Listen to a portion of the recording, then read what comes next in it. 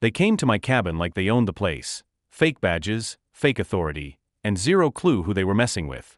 These so-called HOA cops tried to raid my property and scare me off, but what they didn't know is I'm a federal officer.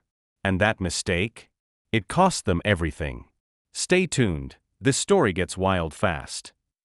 It all started on a quiet Saturday morning at my lake cabin. I was sipping coffee, enjoying the peace, when suddenly, bang bang bang.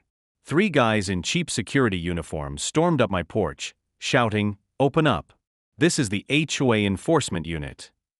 I almost laughed. I don't even live in their HOA. My cabin sits outside their jurisdiction, on private land. So why were they here? They claimed I was violating community standards by storing firewood, having a dog off-leash, and even building a new deck without approval. I asked them who sent them. They said the HOA board. No paperwork. No badges. No real authority. Just threats and a walkie-talkie. They even tried to record me, saying they'd file charges. But I didn't raise my voice. Because what they didn't know was I used to work in federal law enforcement. I calmly stepped inside and came back with my credentials, still active. Then I asked them to explain under what authority they were on my property. They stuttered. Tried to backpedal. I asked for names. They refused. So I said, "Here's how this works. You've just trespassed, impersonated law enforcement, and attempted to intimidate a federal officer on private land." Their faces went pale. One of them literally said, "We didn't know who you were." I told them to sit tight. Called the local sheriff's department. When real deputies showed up, they were not amused.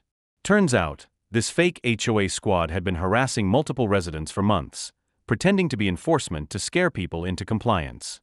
They even carried fake citation books. They were arrested on the spot for impersonating law enforcement and trespassing. A week later, the HOA president resigned after it came out that she approved the idea of a private HOA patrol. Lawsuits started flying. And me? I added a new sign to my gate: private property. Federal badge on site. Enter at your own risk. So next time you think you're above the law because you wear a fake badge, make sure you're not dealing with someone who wears a real one. Because some cabins? They fight back. If you enjoyed this wild story, don't forget to smash that like button and subscribe for more crazy real-life encounters. Have you ever dealt with fake cops or overbearing neighbors? Drop your story in the comments. I'd love to hear it. Thanks for watching, and remember, always know who you're dealing with. See you in the next video.